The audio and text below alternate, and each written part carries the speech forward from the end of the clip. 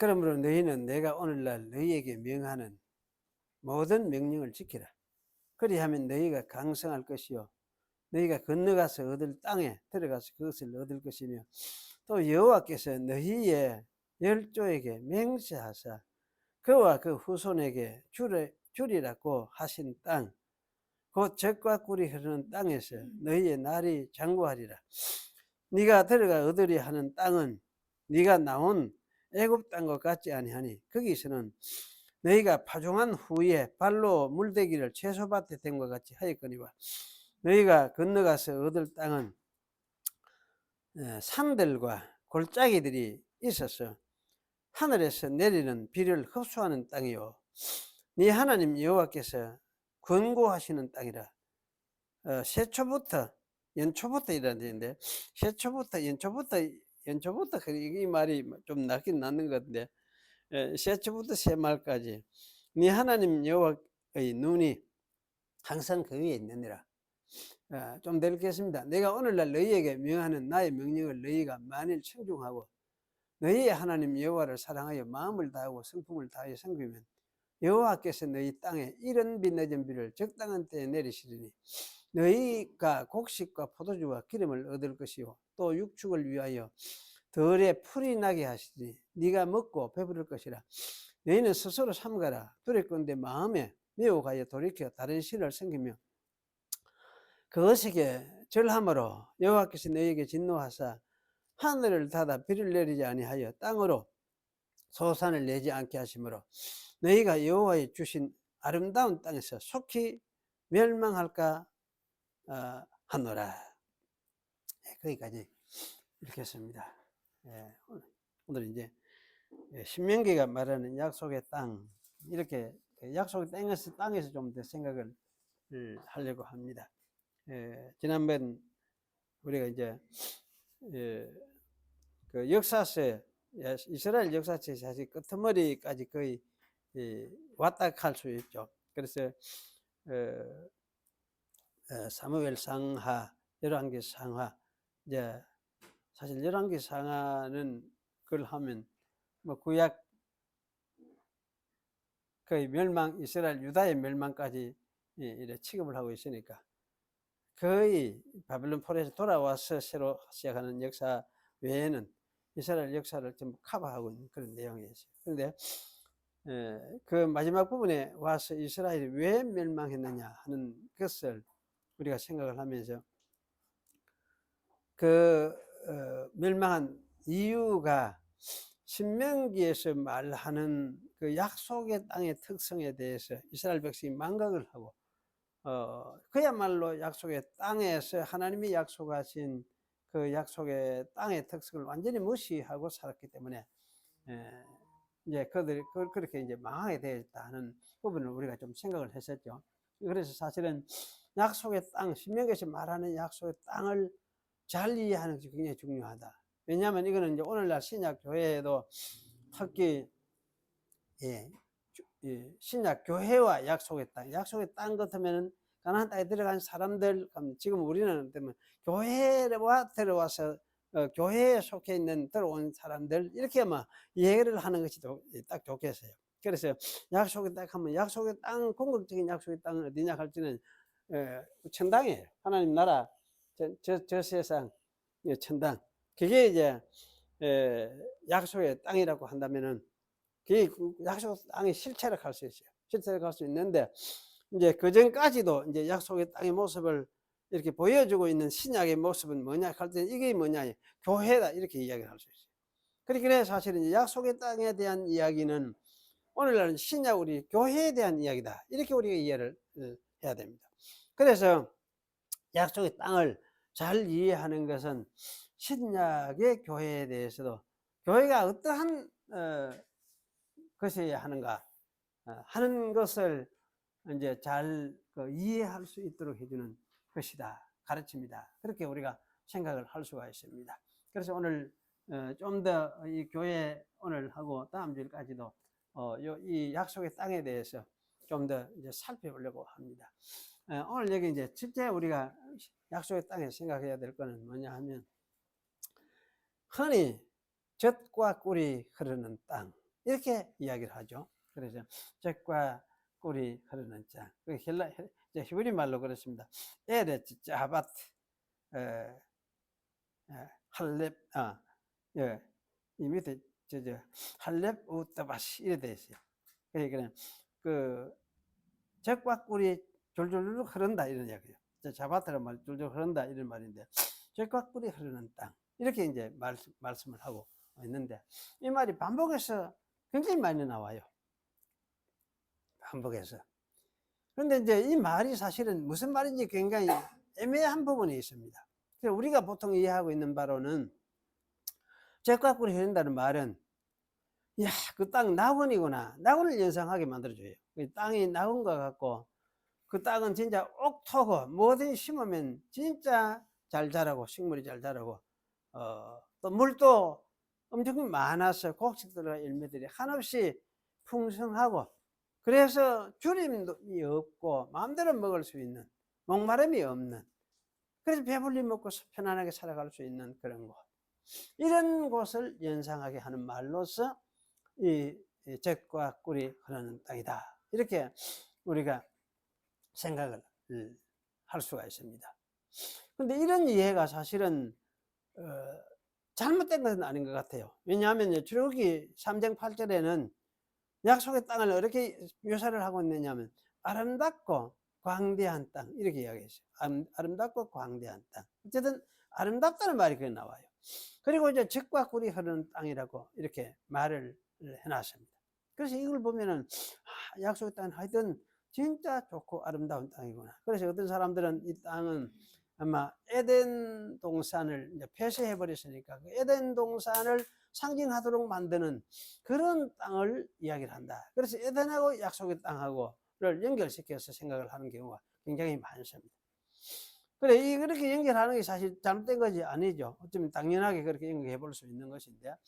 그리고 여기 이제 민수기 13장 21절에는 과연 그 땅에 젖과 꿀이 흐르는데 이래 놓고 이것이 이 땅의 과일이니이다. 이런 말을 하면서 이스라엘 그 정탐꾼들이 보고를 한 말씀이 나옵니다.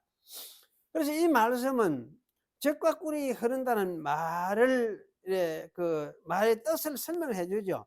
왜 젖과 꿀이 흐른다 하느냐 이렇게 하는데, 이게 그 과일입니다. 과일이 어떤 과일이냐? 두 사람이 이 포도송이 하나를 메고 왔다 하는 이렇게 이야기하는, 그만큼 포도송이가 충실하고 크고 아마 이만했는지도 모르겠어요. 한 10kg 됐는지도 모르겠는데, 이런 이제 큰 포도송이. 그러니까 이제 이걸 보면서 이게 그 땅의 소산물입니다. 그런 이야기죠. 그러니 사실은 이 약속의 땅이라는 말은, 젖과 꿀이 흐른다는 말은 그야말로 비옥한 땅이라는 뜻을 가지고 있는 것이 틀림이 없습니다.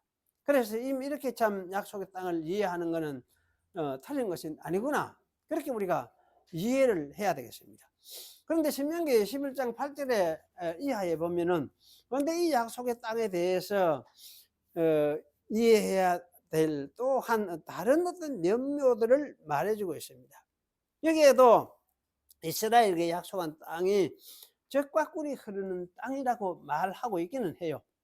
그런데 그 땅은 애굽 땅과 다른 땅이다, 그렇게 말하면서 설명을 또 좀 설명이 나오는데, 애굽 땅은 어떤 땅이냐 하면 파종한 후에 발로 물대기를 채소밭에 된 것 같이 하였다, 이렇게 말씀해요. 이게 또 무슨 말일까 이런 말이 이제 이해하기가 좀 낯선 그런 표현들인데, 발로 물대기를 채소밭에 된 것 같이 하였다. 그리고 이거는 애굽은 땅은, 이 말은 이제 학자들 그렇게 설명을 하고 있어요. 이게 애굽 땅은 원래 이제 이 나일 강에서 강이 흐르는 그런 곳이기 때문에 물이 굉장히 많은데, 나일 강물이 물이 많은데, 그 물을 이제 자기 밭 논에 이렇게 끌어들이는 데는 이래 자사 돌리는 물레, 우리나라 옛날 무슨 그 물레매로 이제 큰 뭡니까? 물레방아라 하죠. 물레방아 같은 그런 걸 이렇게 돌리면서 발로가 밟아서 이놈을 돌려요. 돌리면 이놈이 돌아가도록 하면서 이제 이 강물을 이렇게 퍼담아 가지고 올려 가지고 이제 수로들로 이렇게 수로에 공급을 해주면, 부어주면은, 그 이제 그 수로에서 물이 계속 내려가면서 이제 작은 어떤 수로들을 통해서 저 밖까지 이제 전달되는 그런 어떤 곳이 애굽 땅이었다. 그렇게 설명을 합니다.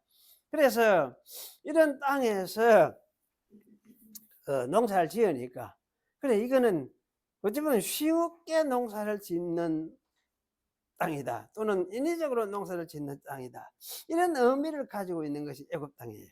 애굽 땅이었는데, 여기 약속의 땅은 그와는 반대로 산들과 골짜기들이 있어서 하늘에서 내리는 비를 흡수하는 땅이다, 이렇게 말씀하고 계시죠. 이것은 약속의 땅이 애굽하고는 특성이 다르다는 이야기예요. 어떻게 다르냐 하면, 애굽 땅은 사람이 노력을 하면 물을 공급이 되는데, 이 약속의 땅에는 사람의 노력으로 물이 공급되는 것이 아니다는 이야기예요.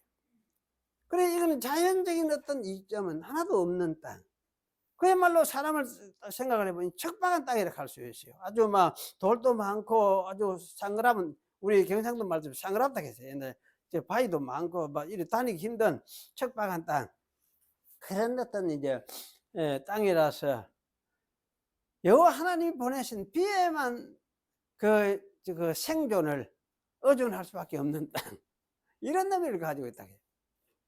그래서 이 땅을 통해서 이스라엘 백성들이 너희가 나를 의지하는지 안 하는지 테스트를 하겠다니, 그 생존의 그 신앙, 이스라엘 신앙의 어떤 테스트를 하는 그런 의미에서 땅이 이 약속의 땅이다.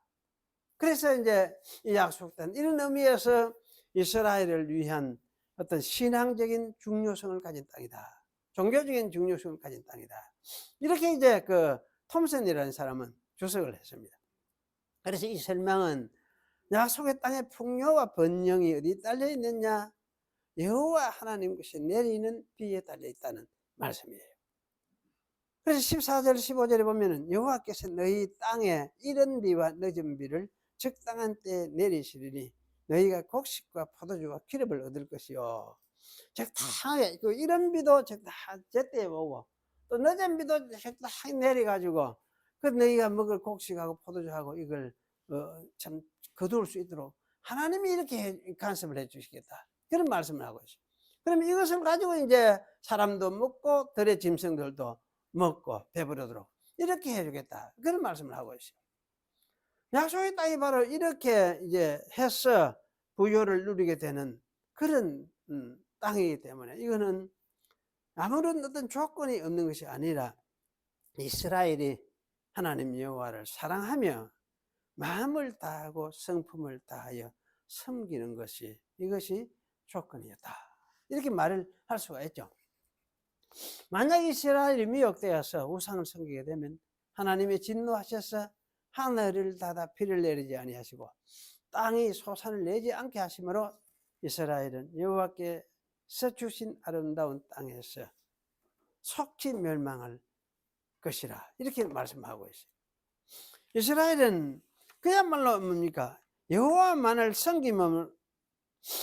섬기는 걸 통해서 복을 누리든지 우상을 섬기어서 저주를 받든지 둘 중에 하나가 되어 있는 그런 땅이에요. 그런 백성이 또 이스라엘 백성들입니다.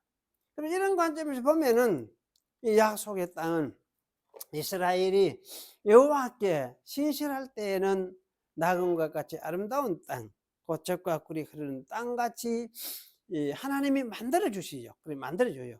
하나님이 간섭하셔서. 그래 세초부터 세말까지 여호와의 눈이 항상 그 위에 있다니까. 항상 그걸 보면서 하나님이 간섭하시고 하나님이 이렇게 어떻게 보호하시고 하나님, 자기가 이스라엘 백성들이 하나님의 자기 백성으로 신실하고 있을 때는 하나님이 그들에게 복을 내려서 이렇게 그 땅을 부유하게 만들어 주시는 그런 땅이지만은, 그러나 이스라엘이 여호와를 떠나서 우상 숭배에 빠질 때는 저주와 멸망이 다가오게 되는 그런 땅, 이게 약속의 땅이다, 그런 말씀을 하고 있습니다. 그래서 사실은 이 약속의 땅이라는 말은 무서운 말이기도 해요. 복 받고 잘 사는 좋은 땅이 만이 아니고 저주가 약속되어 있는 땅이라는 말도 되어지는 것입니다. 이 사실을 우리가 다시 정리하면은 약속의 땅을 얻을 이스라엘은 여호와 하나님, 곧 아브라함과 이삭과 야곱의 자손들을 택하여서, 그래서 자기를 나타내려고 하신 거죠. 이걸 하나님 나라라 이렇게 말씀하시기도 하는데, 나라를 세우는 것도. 그래서 이런 자기를 나타내려고 하는 하나님만을, 그 하나님의 뜻을 알아서 신실하게 섬기면야만이 이스라엘이 사실은 번영하게 된다는 것을 말하고 있고, 그렇지 않으면 뭡니까? 저주를 받는 그런 것을 약속하고 있는 그런 땅이다, 그런 말씀이죠. 그래서 사실은 이런 땅이 약속의 땅인데, 이스라엘 백성은 거기에 들어가서 살다가 완전히 이렇게 하는 일에는 이제 실패했습니다. 조상들이 죽고 출애굽하고 나서 그 사람들 광야에서 다 죽고, 그 다음에 이제 그 출애굽 대를 이어줬던 사람, 가나안 땅, 약속의 땅 여호수아 시대까지는 뭔가 좀 그래도 살아 있었어요. 하나님이 살아계심을 보여주고, 아, 우리 조상들이 그랬구나, 이 가고시나 모두 전해졌는데, 좀 더 이제 그 땅에 들어가 가지고 직접 거기서 이제 살면서 이방 민족들하고 어울려 가지고 이제 부다치가 싸우고 이렇게 하면서 살면서 지나다 보니까 세월이 옛날 사람들 다 죽고, 저 사람들은 이걸 하시니까 이 사람들이 여호와 하나님을 이해를 못한 거지, 딱 망각을 한 거지. 이래 하다 보니까 이제 이 약속의 땅에서 사는 자격을 아마 상실해 갔던 것이다, 이렇게 이야기도 할 수도 있겠습니다. 사실 이것은 신약에도 마찬가지 진리를 할 수 있습니다. 신약의 교회도 사실은 이스라엘을 통해서 오신 하나님의 아들 예수만을 믿고 마음을 다하고 성품을 다하여 그를 섬겨야 하는 것이 진리죠. 그래야 교회가 되고 교회가 생명을 얻게 되는 것입니다. 이런 사람들이 모인 것이 교회죠. 그리고 이 교회가 결국은 하나님 나라를 이루게 되어집니다. 하나님 나라를. 따라서 교회에는 아들을 보내신 성부 하나님과 그의 아들 외에는 다른 신이 있을 수가 없습니다. 교회는 한 분이신 삼위일체만을 참된 신으로 섬깁니다. 그러면 한 분이라 해놓고 삼위일체 하니까 또 삼위일체 나온다, 이런 속으로 갈지도 모르겠는데, 헷갈립니까? 그래, 하나님은 한 분이, 제가 어릴 땐 그래 배웠어요. 하나님은 한 분이신데, 이래 배웠거든. 하나님은 한 분이신데 그 안에 성부와 성자가 성령 제 위가 계십니다, 이렇게 배웠어요. 요새는 이게 이제 이런 가르침도 잘 안 가르치는 것 같아요. 헷갈리고 있어요. 그런데 어쨌든 이제 이 삼위일체 하나님만이, 그리고 이 하나님을 보여주도록 실제로 세상에 오신 예수님, 구원자로서 오신 예수님, 그분의 하나님이지, 그분의 아버지고 그분의 영이고, 그리고 이런 삼위일체 하나님 외에는 다른 신이 있을 수가 없습니다. 그래서 이렇기 때문에 우리 교회도 어떤 사람이 교인들이냐 할 때는 적어도 이런 하나님을 어떻습니까? 마음을 다하고 성품을 다하여 사랑하는 사람들, 이 사람이 교인이에요. 그러니까 교회에는 잡다한 생각이 필요 없는 거예요. 이스라엘에서도 사실은 이 잡다한 생각을 가지고 살았던 사람들이 하나님을 결국은 대적을 하고 수많은 사람들이 불신하게 빠지게 만들고, 그래 해다가 결국은 자기들도 망하고, 출애굽 때부터 그런 일이 벌어졌어요. 여러분이 만약에 하나님 자신을 대적하는 사람이 아니라 내가 하나님의 선택을 받은 사람이라고 생각한다면 여러분이 어떻습니까? 내가 하나님을 사랑하는 것이 당연합니다. 여러분, 그래서 여러분 하나님 사랑하십시오, 이렇게 제가 말을 할 수밖에 없어요. 하나님 사랑해야 돼요. 그 사랑 안 하면 신앙이 아니에요. 이스라엘 향해서 모세는 이렇게 했죠. 여호와를 사랑하며 마음을 다하고 성품을 다하여 섬기라, 이렇게 말씀했습니다. 예수님도 그랬습니다. 네 마음을 다하고 목숨을 다하고 뜻을 다하여 주 너희 하나님을 사랑하라, 이렇게 했습니다. 사랑하라, 이것이 그러면 우리 예수님 하는 게지 우리는 어떻게 그거 할 수 있느냐? 늘 이렇게 생각만 합니까? 그런 생각하면 잘못이에요. 구약이든지 신약이든지 간에 하나님 사랑하라 하면 사람 사랑해야 돼요. 사랑하는 사람이 하나님의 백성이에요. 그래서 이게 마음을 다하고 성품을 다해서 하나님을 사랑하라. 이 마음을 다해서 하나님을 사랑하라는 말은, 마음이라는 말을 우리가 이해를 할 필요가 있죠. 그래서 마음이라는 것은 여기 성경 백과사전에는 그렇게 설명을 하고 있습니다. 인간의 정신적, 육체적 생명을 유지하고 통일하는 중심기관이다. 그리고 인간 내면의 정신작용인 정서, 지식, 의지의 근원으로서 인격의 가장 깊은 원천이고 선악을 판단하는 힘이고, 사실 인격의 가장 깊은 원천이고, 인격이 뭐냐 하면 인간 인격은, 저는 그랬어요. 하나님을 경외하는 인격, 하나님을 경외하는 인격, 이게 하나님의 형상이다 이야기를 했어요. 사실 이제 하나님의 형상도 이런 면에서 여기는 포함이 된다 할 수 있습니다. 그리고 선악을 판단하는 힘이고, 윤리 도덕 생활의 중심이고, 뭐 짐승들은 윤리 도덕 없습니다. 하나님과 접촉하여 교제할 수 있는 통로입니다. 즉 마음은 사람의 가장 깊은 내면의 세계, 곧 사람의 본질적인 중심을 이야기한다. 슬픔과 즐거움, 불안을 느끼는 정서의 근원이고, 생각하고 묵상하는 등의 사고의 근원이고, 결단하고 결정하는 의지와 도덕적 삶의 근원이다. 이렇게 설명을 하고 있어요. 한마디로 이야기하면 인간의 내면적인 중심체, 우리 인간 내면적인 중심체. 그래 우리 육신하고 내면적인 중심체 하는 이거하고 나눌 수는 없지만은 어쨌든 또한 엄연하게 구분되는 특성이 가지고 있어요. 육신은 육신이 아니고 내면적인 마음은 마음이, 내면적인 중심체는 내면적인 중심체가 중심체로서 별도로 또 있으면서 이것이 하나가 돼가지고 살아있잖아요. 우리가 살아가 있대. 그래 이제 내면적인 이 중심체, 이것을 마음이다 이렇게 표현을 하고 있어요. 그리고 이게 성품이란 말은 우리 잘 아는 대로 이 성품이라고 표현을 해놨지만은 네페시예요. 네페시. 히브리 말로. 그게 납스햄 이런데 복수로 너희들의 네페시, 네페시들, 그러지. 그래서 사실 이거를 우리 목숨 이렇게 표현하기도 하고, 영혼 이렇게 번역되기도 하고, 혼 뭐 이렇게 번역하기도 하고, 육신적인 어떤 생명, 육신적인 그 생명, 하나님과 관계를 떠나서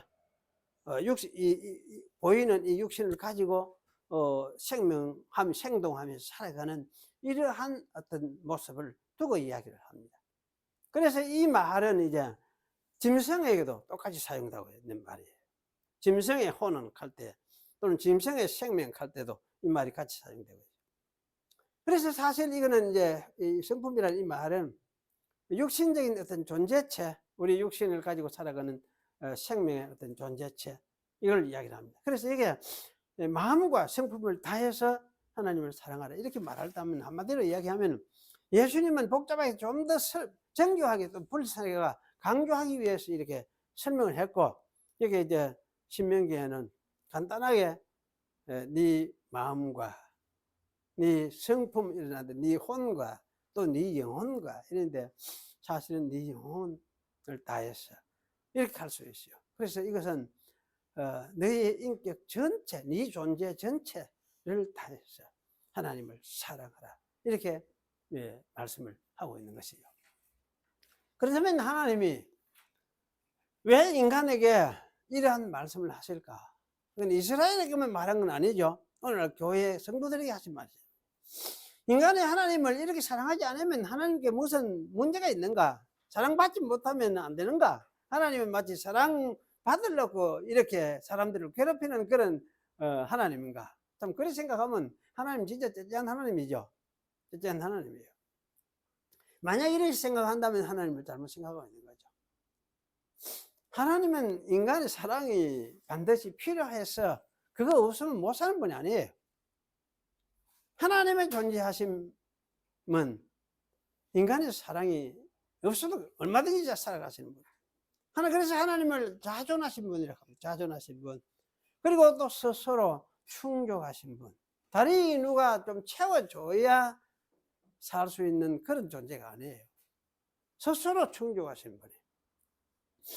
하나님께서 이스라엘에게 이런 말씀을 하신 이유는, 그러면 이런 충족하시고 자존하신 분이 하나님 자신이 인간의 생명의 원천이기 때문에, 하나님 없이는 인간이 인간 되지 못하고 존재가 할 수 없기 때문에 그래요. 여러분이 한번 생각해 보세요. 사람이 하나님 없이 존재할 수 있느냐? 물론 죄에서 사는 거는 살 수 있죠. 살아가는데, 그럼 하나님 없이 존재되는 그 인간을 무엇이냐 할 때, 그건 자체가 뭡니까? 진짜 생명에서 끊어졌기 때문에 어떻게 존재할지라도 그건 고난이에요. 고통이에요. 생명 없는 삶이에요. 이 하나님이 원래 창조로부터 하나님께로부터 인간이 나왔기 때문에, 그리고 이 하나님에 의해서 우리가 유지되어 살다가 하나님께로 돌아갔어야 비로소 완성이 되는 것이 우리 인간 존재예요. 그렇기 때문에 하나님이 이스라엘에게 자기만을 사랑하라고 섬기라고 한 것은, 하나님 자기가 인간의 생명이고 인간 존재의 전 가치가 하나님 자신이기 때문에, 하나님이 없이는 인간은 그야말로 아무것도 아닙니다. 아무것도 아닙니다. 헛된 것이에요. 우리 세상에서 인간 인격, 이거 많이 이야기를 하는데, 사실 그건 세상에서 하는 소리고. 근데 하나님 없이 인간이라는 건 뭐냐 할 때, 그 동식물이랑 똑같아요. 동식물이랑 똑같아요. 동식물의 한 종류, 동물의 한 종류. 그야말로 이제 이 아미는 세상에서 말하듯이 동물의 한 종류에 불과해요. 인간 생명. 거기 살다가 그냥 죽고 끝이지. 끝이지. 하나님 없으면 사실은 인간은 아무것도 아니에요. 이런 이제 우리의 관점을 이해를 할 때, 그래 사람이 죽고 수없이 죽고 서로 역사상 보면 얼마나 많이 죽었습니다. 지금도 많이 죽고 야단하잖아요. 서로 죽이니까. 그런데 그것에 대해서 그 생명이 뭐냐 할 때, 하나님이 아는 사람 같으면 하나님 자기 안에 그런 기억을 하겠죠. 또 자기 안에 받아들이겠죠. 그렇지 아니하는 사람 같으면 뭡니까? 그 존재가 무엇입니까? 하나님 관계없는 존재. 결국 쓰레기지. 결국 쓰레기예요. 그래서 진짜 헛된 거예요. 인간 자체는 것이. 그래서 우리가 이제 이런 시각으로 볼 때에 하나님을 사랑하는 이 말씀은, 하나님이 인간을 사랑하셔서 생명을 누리고 하나님의 영생에 참여하라 하는 말과 다르지 않습니다. 그러기에 하나님이 세상을 이처럼 사랑했다. 이 말이 가능해진 거지. 나를 사랑하는 이 말은, 나를 사랑할 때 해야 너희들이 산다. 그래서 너희들이 내 사랑을 받고 생명을 한다. 내 안에 생명을 하게 된다. 이 말씀과 같은 말씀이에요.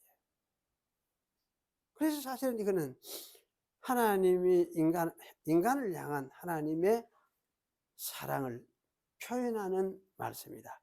그렇게 우리가 이해를 할 수가 있습니다. 그래서 이 말씀을 온전히 이루셔서 그 효과를 죄에 빠진 인간에게 입혀 주시려고 세상에 오신 분이 하나님의 아들 예수님이십니다. 예수님은 누구냐 할 때, 이 하나님을 사랑을 온전히 이루셔서 그 이룬 그 효과를 자기를 믿는 사람에게 입혀주려고 세상에 오신 하나님의 아들. 그리고 예수님은 한마디로 이야기하면 세상에 오신 하나님이에요. 세상에 오신 하나님. 인간을 위해서 세상에 오신 하나님. 이 때문에 사실 우리가 예수님을 믿습니다. 예수님 왜 믿습니까 할 때야, 예수님이 이루셔서 온전히 이루신 것을 우리에게 그 효과를 주시기 때문에, 덧입혀 주시기 때문에, 그래서 우리가 예수를 믿습니다. 그래서 우리는 이런 예수님을, 우리를 속량하신 분, 리디머, 이렇게 하죠. 속량하신 분. 죄에서 또는 글자 문자대로 하면은 돈 주고 값을 주고, 값이죠. 값을 주고 사서 해방을 시켜주신 분, 우리가. 그럼 우리 해방됐다. 야, 좋았다. 그러면 이 해방된 존재는 어떻게 삽니까? 해방시켜준 그분을 좋아하면서 사는 거지. 감사하면서 사는 거지. 그게 뭡니까? 예수님을 믿는 백성들이 그런 사람들이다. 그런 말씀이죠. 그래서 이러한 예수님이기 때문에 예수님을 믿는 사람들의 존재 가치와 또 그 생명은 어디에 있느냐 할지 예수님 안에 감추어져 있다. 이건 아직 완전히 눈에 반명이 안 드러난 것 같이 보이고, 죽는 거는 계속 죽고 썩어지는 건 썩어지는 것 같은데, 야, 그게 무슨 이 생명이 있고 무슨 영광이 있느냐 싶은데, 사실은 그래도 그 뭡니까? 예수님 안에 감추어진 생명이 거기 있다. 그래서 우리는 뭡니까?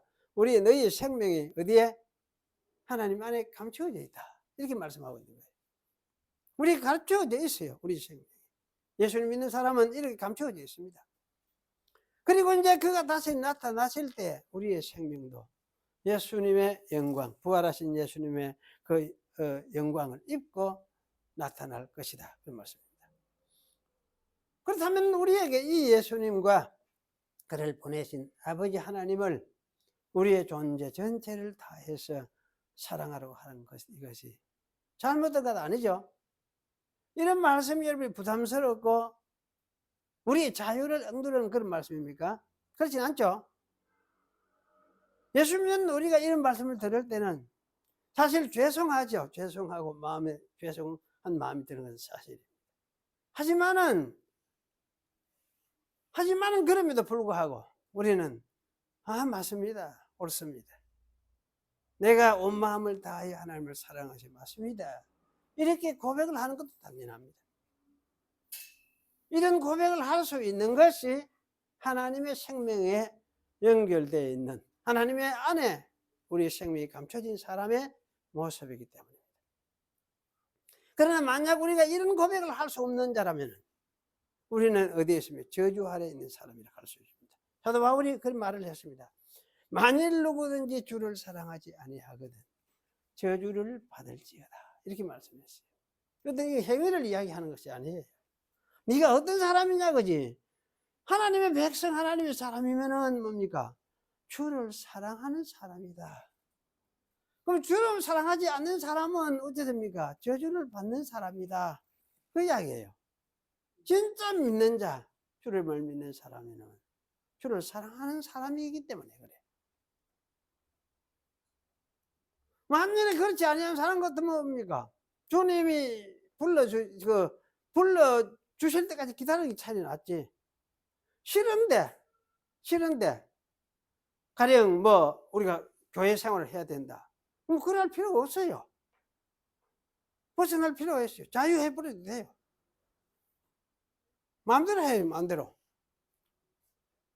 이런 자유를 우리가 주장을 할 수는 있습니다. 하지만 그 자유는 어떤 자유냐 할 때, 참 자유가 아니고 생명에 있는 자유가 아니고 생명의 근원에서 끊어진 흔적을 가진 흔적이에요. 따라서 하나님의 백성은 이런 자유에서 결코 자유함을 사실은 누릴 수가 없습니다. 진짜 자유를 누릴 수가 없어요. 그러는 건 정말 답답해요. 저도 역시 그랬습니다. 옛날에 그랬습니다. 자유를 생각을 했었죠. 그런데 그런 것이 자유가 아니라는 거예요. 진짜 자유는 어떤 자유냐? 하나님을 알고 예수 그리스도를 고백을 하고 그분 안에 있는 이것이 진짜 영생이구나, 영원한 생명이구나, 이게 진짜 자유로구나, 이런 생각이 들어지니까 세상 자유 하는 그거는 가짜구나, 이 생각이 들더라고. 그래서 저는 이제 세상 자유 아니라도 거기에 대해서 미련이 없어요, 별로. 저도 가만히 내 자신을 넣어서 많이 살펴봐요. 돌아보면서 네 이놈의 성격이 어떤 성격이냐 이런 생각도 많이 해봐요. 하는데 보면 야, 내가 이게 옛날에 대학 다닐 때 어떤 교수가 내보고 그랬어요. 너는 무엇이 태반절 야생마 같아가지고 길들일 수가 없다. 길들일 수가 없다, 이게. 그래, 내 기질이 그렇구나. 그 지금들 제가 보면, 이 온 세상에 구경할 거리도 억수로 많고, 댕겨볼 것도 억수로 많고, 세상 구경도 억수로 하고 싶고, 또 세상 구경도 하고 나면, 어때, 우주도 구경하고 싶고, 사실 마음은 그런 게 억수로 많아요. 그러면서 이방저방 돌아다니고, 그렇게 하고 싶은 마음이 억수로 많아요. 이게 방랑깨지, 일종의. 방랑깨 있는데. 이게, 그래서 사실은 그런 마음이 있지만은, 그래요. 그렇게 그게 이루어지느냐? 이루어질 수가 없는 거지. 이 세상에서는. 불가능하고. 그럼 어디서 이루어지느냐? 할 때 내가 하나님 품에 안기면은, 그때는 이게 그것이 가능해지겠네.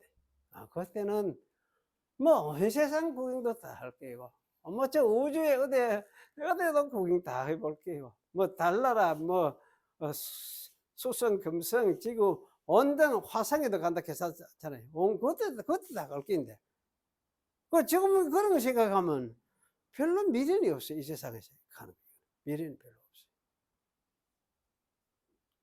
없어요. 예수 안에서 있는 이게 자유로워요.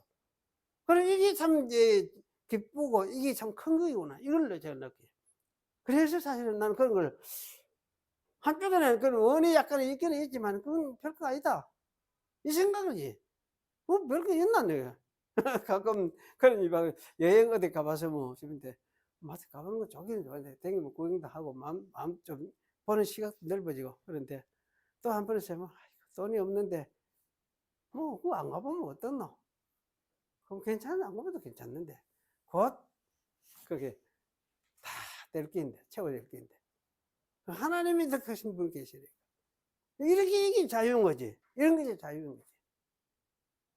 이게 이제 이런 마음이니까 이게 이제 하나님에 대한 사랑이지. 하나님 때문에 나 이래 되니까. 그래서 우리가 세상에 현재 사는 우리의 세상은 어떤 세상입니까? 이 광야예요. 여기는 천당은 아니에요. 물론 천당에 갈 수 있죠. 하는 나라 하지만은 광야예요. 그 이스라엘 그 가나안 땅이 그것도 너가도 그 광야예요. 하나님이 그게 복을 주고 은혜를 주면은 그때 그 누릴 수 있는 길이지. 아니면 그 광야예요. 이 세상이 그래요. 현재 우리 사는 거지. 광야예요. 그래서 사실은 우리가 현재 그럼 어떻게 사느냐 할 때 하나님 사랑하는 마음 때문에 이것 때문에 우리가 안전을 하고 평강을 누리며 살아갈 수 있는 있습니다. 그래서 이 세상에 우리가 뭡니까 천당이다 이렇게 하면서 사는 거지. 진짜 천당 어딥니까? 진짜 천당 이 땅에 없어요. 지상천국 없어요. 이 땅 지상천국 없습니다. 어딥니까? 예수님 오셔야 되지. 하나님 안 그게 그 천당이지. 성령 세계 그 성령의 세계 그 안이 천당이지. 진짜 이 땅에 지상천국 없어요. 안 이루어집니다. 이 땅에서는. 그래서 우리가 그걸 기다리며 살아가는 사람이고 또 우리가 죽으면은 거기에 먼저 이제 가는 거지. 일단 하나님 안에 우리 영혼이 먼저 들어가게 되는 것이지. 하나님의 성령의 세계 안에 우리 들어가는 거지. 그래 이런 게 자유 아닙니까? 이런 걸 믿고 이게 믿는 마음이 있고 그렇구나. 참 이런 게 알면 사람이 거목에서 어떻게 살겠습니까?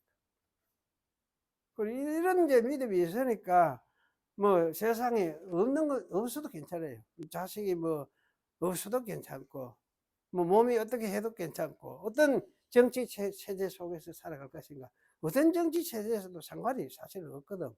왜 하나님만 섬기면 살 수 있으면 되니까. 사실은.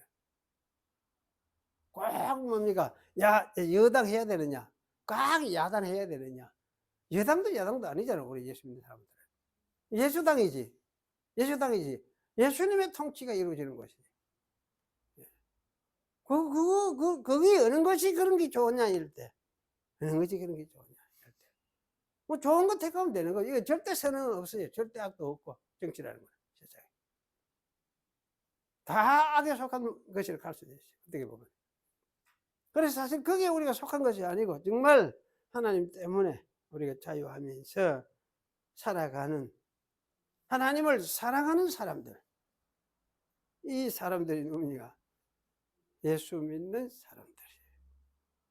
잘 기억을 하십시오. 기도하겠습니다. 하나님 아버지 감사합니다. 오늘 약속의 땅, 적과 꿀이 흐르는 땅에 대해서 생각을 하면서 그 본질이 무엇인가를 오늘 우리가 생각을 했습니다. 우리가 그 세계에서 들어온 초청을 받아서 이미 들어온 사람들임을 아오니, 우리 그 약속의 땅에 들어온 사람으로서 어떻게 살아야 할 것도 우리가 다시 깨어닫게 됩니다. 또 어떤 사람으로 사는 사람인가도 우리가 다시 되새겼습니다. 이러한 사람으로 사는 것을 좋게 하며 만족해 하고 감사해 하는 그런 저희가 되도록 인도하시고, 또 이미 그렇게 되었기 때문에 이 자리에 있는 줄 아오니 주께서 저희에게 이러한 부유함을 누리도록 하신 하나님으로 인해서 저희가 늘 감사하며 누리며 만족하며 살아가는 그런 성도들이 되도록 은혜를 더해 주시옵소서. 예수님의 이름으로 기도하옵나이다. 아멘.